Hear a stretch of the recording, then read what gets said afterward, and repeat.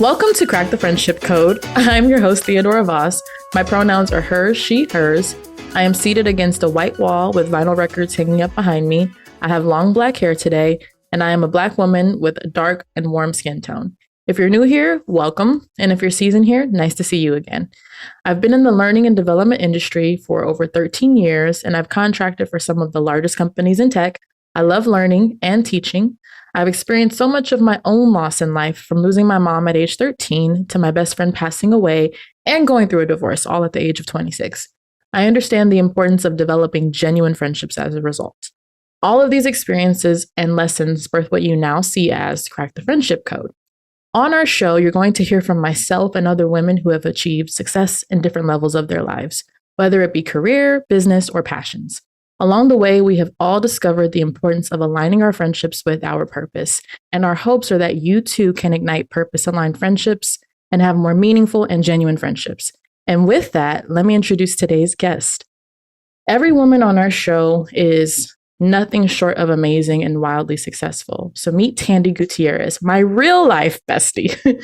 Tandy is the creator and founder of Unicorn Wellness Studio, one-to-one magical mentoring, group magical mentoring, the Magic Spark podcast, and the author of the Unicorn Wellness Handbook. All of these links we'll put in our show notes for you guys, okay?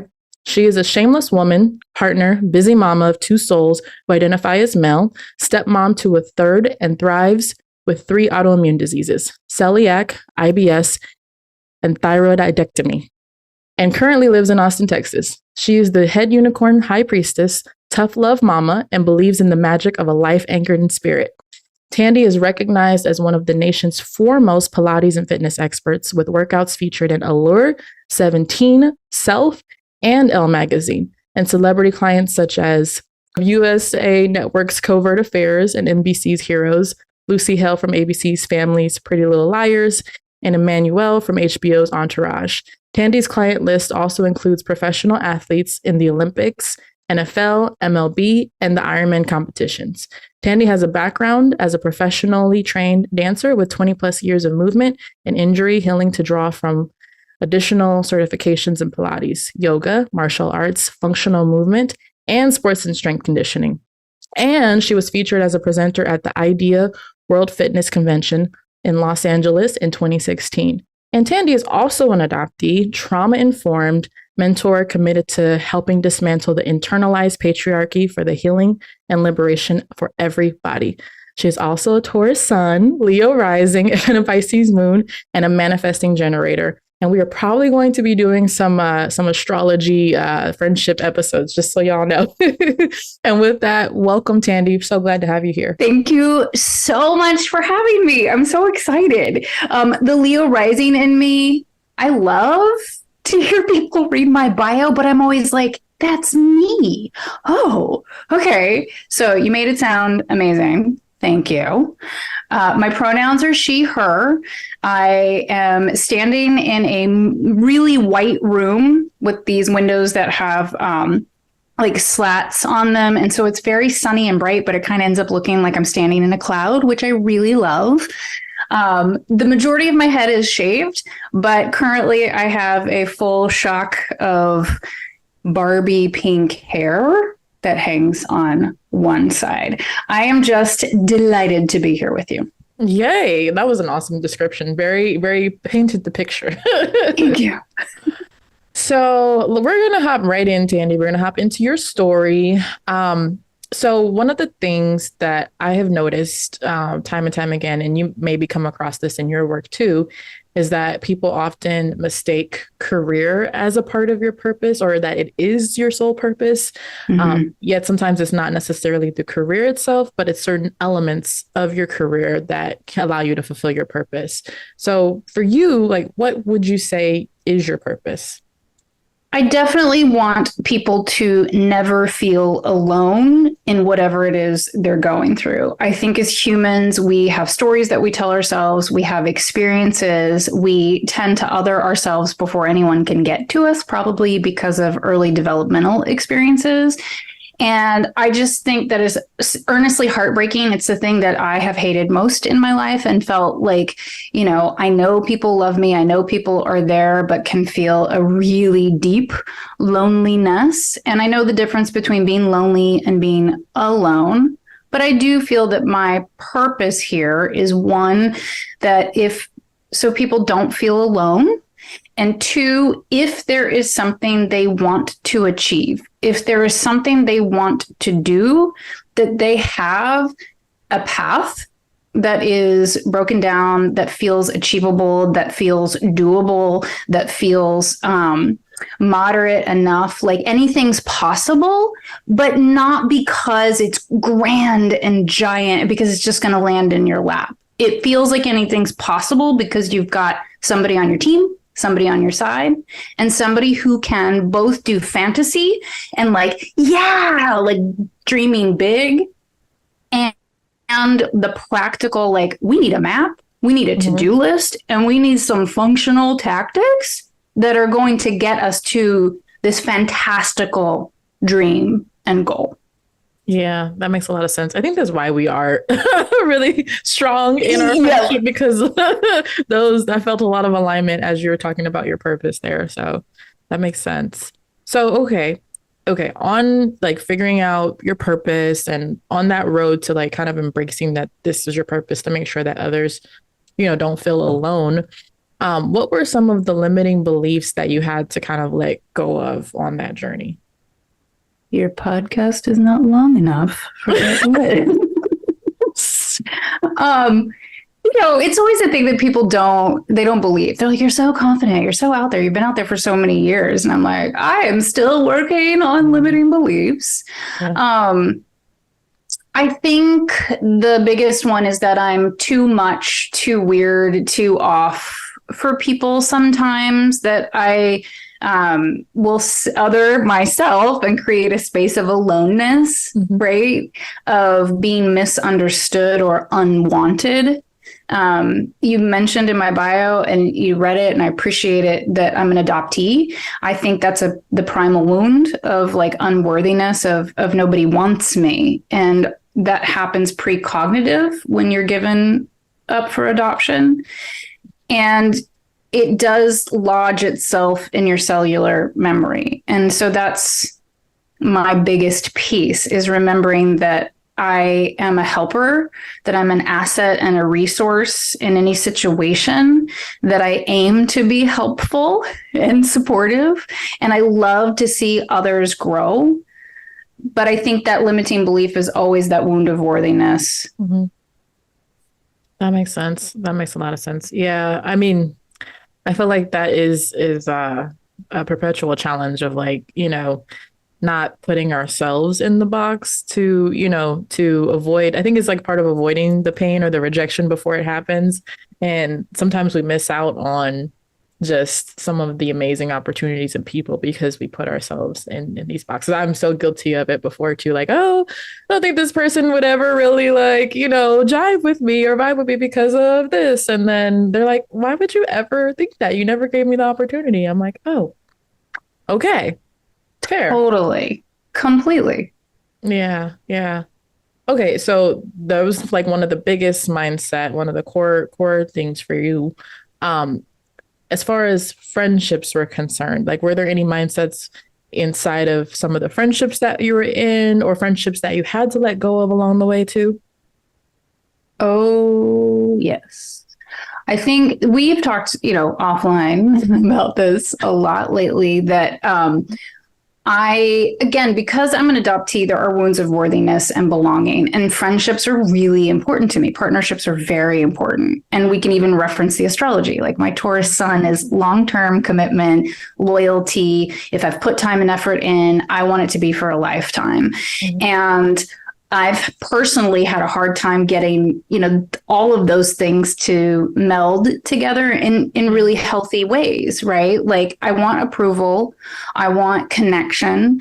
I want to be seen as well and supported. I am so supportive of the people that I love, yes, you are. Right? Energetically, like, I am all in until it proves otherwise, right? Mhm. But I get deeply hurt when people don't show up for me like I would show up for them. And so I've had a lot of relationships, and I even, I think that as we grow, we go through transitions and cycles of friendships too. Mhm. But I think my biggest challenge in friendships was trying to put everybody in the same lane, in the same box. And I reflected to you, I think, this past week, that what I love, you have a course, that you've created that's like, stay in your friendship lane. Like, different friendships have different lanes.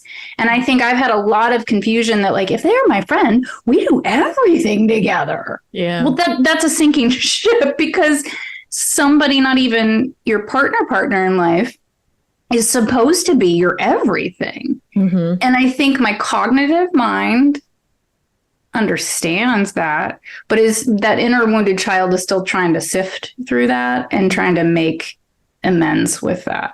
So yes, there have been many relationships, friendships lost. And I'm learning how to transition those friendships either without losing them or actively setting boundaries and parameters and go, if I lose this friend, then that's the healthy thing, because this isn't currently healthy. Yeah. Yeah. And it's really hard because I think, the way that we were socialized to develop friendships as kids, like, you're my best friend, we're best friends. And we haven't really even like talked it out. We just liked each other's vibe. So we decided we were best friends. But is it functional? Like, does it work? I don't know. Totally. Totally. And I'll drop little tidbits in here too, right? Because part of the work that I do is a lot about dismantling the internalized patriarchy or internalized misogyny. And I think for those of us who identify as female in this lifetime, there's so much people pleasing that goes on. And so we want to be pleasing, and therefore we want to be likable. And therefore you'll end up doing things to keep a friend so that it's pleasing and likable to them. And then you're like, well, that's not really serving. That's not healthy. That's not constructive. We need to evolve and grow out of these things too. Ooh. I don't normally talk about my own personal stories on the podcast because I want to leave space for y'all. However, I have to just go ahead and chime in on that because, like, that for me, I feel like, was just like constant, constantly trying to please, and when somebody didn't like me, why don't you like me? Like, just trying to figure those things out when really I just am responsible for myself and, be showing up the best way I can. But that doesn't mean that everybody's going to go with me anyway, It's not going to be a fit. I think, I think a lot of people state this, but it was really true for me that when I turned 40, so I'm, 45 now, and I think 40 was that transition of like, I didn't ask if I could curse on here, but like, I just don't. Okay. Like, there was a lot fewer fucks that I gave about things because inevitably it came at the cost of me. Right. And it was like, wait, you came to me with this bullshit. Like, so no, I don't need to be pleasing to you. To be really immature, you started it. I didn't have the issue. You brought it to my yard, Yeah. So that's so true. Yeah, there's always the like urge, the feminine urge to want to work it out. Right? And I've had it thrown in my face too, of like, you're a healer. And I'm like, yeah, it means I don't do toxic shit. This is toxic. That doesn't mean I'm sweet or pleasing or agreeable all the time. And I do have a personality and I do have opinions, and I will let other people have theirs. But when it starts to be somebody's trying to fit me in a box, that's a hard pass these days. Yeah. Well, and for people listening too, I just want to call something out. As a healer, like, okay, if you're a healer, if you're a coach, if you're a therapist, like, people in the profession of helping other people heal core wounds and traumas, it's not always on you to be like soft and gentle with them. Sometimes people need to be slapped around a little bit to get it. Like, you can't, it's not about appeasing. It's about, like, I just wanted to set the record straight on that. Because whoever said that, like, Grow I up. totally appreciate it because that's my lane, right? Like everyone gets to have a say of things, but to constructively grow as a human, most often we need somebody who's willing to say the hard thing, the triggering thing, the pokey thing, right? And there is a loving way to do that. That doesn't mean it's pleasing. That doesn't mean it's easy. That is how growth and healing happen. Yes. And the language that I work with and the space that I work in, I do identify as a witch for all kinds of reasons. But there's a lot of spiritual bypassing, a lot of spiritual whitewashing that goes on. And that is everything's wonderful and we'll just have gratitude for it and generate joy and that'll manifest change. It's like, no, that's why we're in continual messes that we're in. It's a part of healing. That is not actually the work that heals or transforms. The work that heals and transforms is the pokey, truth-telling, triggering, not so nice stuff. It's the mirror that gets held up. That's so true. Okay. I'm going to share with y'all because we're going there today. Like there's been so many good things happening in my life. And I decided today that I need to meet with my therapist this week because I don't want to self-sabotage, right? And that's like some of what Tandy's talking about, like holding up the mirror to yourself and like taking some ownership and some responsibility for some of your actions and your thoughts, your beliefs, your behaviors, you know? And so that's a big part of it. It's friction.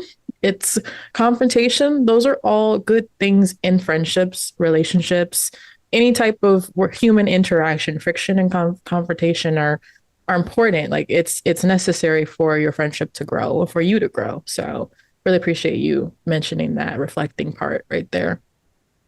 You're welcome. I feel like as a friendship share, like in my personal friendships, I'm definitely, they know I'm that person. I'm not going to lie. And I definitely have friends who are like, I'm not ready to share with you yet because I don't think I'm ready to hear the truth. And that originally was like, ow. And then I went, well, they know I'm not going to lie to them. I don't always know that to be true with all of my friendships. They don't tend to be willing or in a space yet where they can do the hard things. Yeah. I mean, and that takes time and it's so I had this mentor that used to say, you know, it's about the little habits every day. And that's what builds up your confidence, your integrity, and your ability to take on the larger challenges. So if we hold ourselves accountable on the little ways and, you know, challenge ourselves in the little ways daily, it becomes easier to challenge our friendships. Like for me, I feel like everything, my philosophy with friendship and what we teach is everything goes back to self. You know, if I can't challenge myself, well, how can I challenge my friend? How can I have a hard conversation if I can't be honest with myself? You know, it's virtually impossible. Did we just quote RuPaul? Go if ahead. You can't love yourself, how the hell are you going to love somebody else? Amen. You know? And people think that self-love, again, is sweet and soft and pleasing. It's not. It's not. It's really not. It's not a cute sticker, you know, that you just put on your laptop and everything's fine. It's great, you know? Like you have to do the work. Yeah, totally. Okay. So on your journey, what friendship experiences that were positive that impacted your journey? Can you tell us about some of those? Yeah. Well, I don't know if this is cheating a little bit, but it's cheating. I'm going to cheat. Okay. My husband, you know, like. That's not cheating. Okay. Well, it may feel like super like cheeky or cheesy, but, you know, we started off as friends and it is truly the first relationship or dating relationship or amorous relationship that I had that's really started that way. Like it was not, there wasn't this chase, there wasn't this, you know, initial like amorous chemistry to it. It was just like, we really like to talk with each other, you know, like, and these conversations would end up going on for hours, you know, and it was like, we were both oblivious to it. Like people around us were like, you guys are together, right? And we were like, no. But it was very fast paced. It very quickly got there. But it was this like, he holds space for me. Like, he doesn't judge me. He doesn't try to put me in a box or put me back in a box. If there's an evolution that I want to make or a risk I want to take, he is always yes. And like, how can I help? How can I support you? What weird ass thing do we need to do? Yeah. You know, like sometimes to the detriment, you know, like he's like, let's just do it. I'm like, could we make a plan? Because maybe not, you know, but his friendship, you know, is the strongest bond, and we're human and relationships are challenging, and you hit really difficult spots. We've been through really traumatic things together that by statistics, other relationships would not have lasted. Yeah. But we are not the same. Even our kids, my oldest is like, you guys are nothing alike. Like, how does this work? Like, you know, he's like, you really don't agree on how to approach things, you know, at these key moments. And I'm like, because you don't love somebody because they're exactly like you. It's because they let you be yourself. Exactly. And he's really the person who has allowed me, no questions asked, to be myself, like, and let all the transitions and spaces and places. And, you know, for so many other relationships that were like, wanted to put me in the box, wanted to keep me pleasing, wanted to keep me in very feminine roles, you know, culturally, his friendship is everything. Yeah. I'm glad you brought up Mateo, because I really feel like we put so much emphasis on a romantic relationship. So by developing that friendship first, like we can't discount that. Like, there's something to that process, you know? Because I feel like, you know, we give more grace to our friendships oftentimes than to our partnerships. And so by having that friendship developed, like, I feel like it by default adds some extra grace to the relationship. Totally. I mean, I'm all for chemistry and romance and all the amorous sensual pleasures. I'm deeply, that's very important to me and to us. And this is, you know, we're coming up on 17 years. And if somebody had asked if I thought that was going to be the case, initially I would have said no, you know, but now it's like that foundation of communication is there. Are we always great communicators? No, we're human. And I know that we both always come back to the table, always come back to the conversation.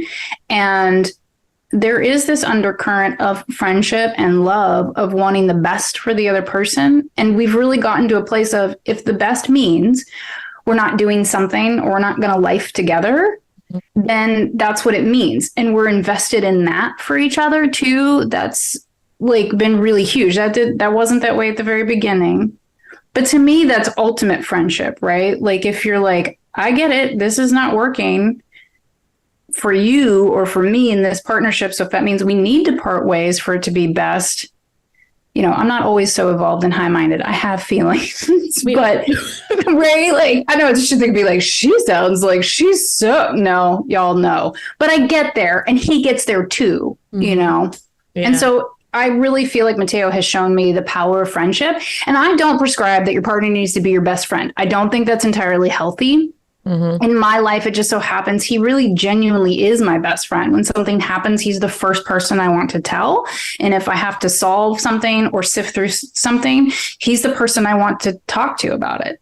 Yeah. I mean, that makes sense to me. I mean, I don't think there's anything wrong with that. But to your point, you still have outside, you know, friends. Yes. Definitely. Yeah. Yeah. But I also trust, to circle back to what we talked about before, I also trust that if, you know, I also trust he'll call me on my shit. Now, he doesn't always do that first. Like, he is so sweet and so loving that sometimes I think he lets me get away with some things, which is nice, right? And I do ultimately trust him, you know, that if something was really sideways, that he can do the hard thing for the benefit of the relationship. Yeah, that's true. That makes sense.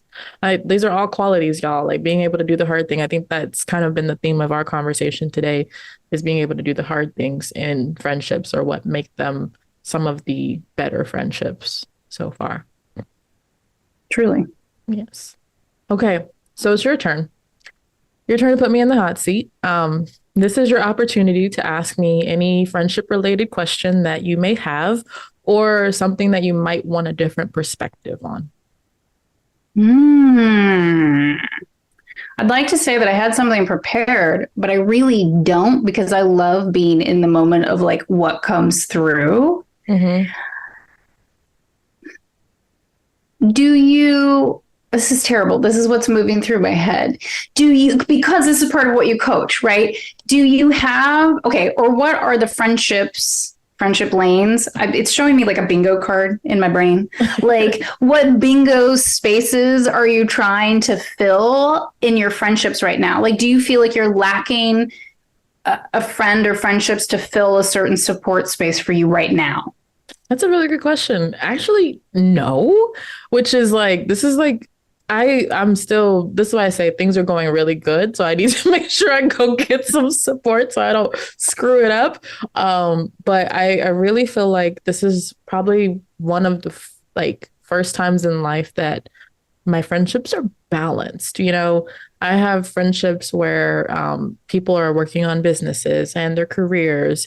People are working on their mental health, and their spirituality. Like there's a combination of that. Friends that are open to exploring more of their, like deeper sides of their spirituality, which is where I'm at too, Yeah. Friends that are focused on fitness and health, friends that are willing to go out and have brunch and do karaoke, like the things that I love to do, like the fun stuff too. So I don't know, this is the first time my friendships have been really balanced. And so I'm like, oh God, what do I need to do to like not screw it up? Right? Yeah, because it's really good. It's really good right now. I feel similar to that. I think there are some friendships that are transitioning, like that had really prominent spaces up front, but are now moving more towards the middle. I'll put it that way. Because this has been our theme for the day. And this might be me being really greedy, but I would like more women willing to do the hard thing. I don't think there's anything greedy about that.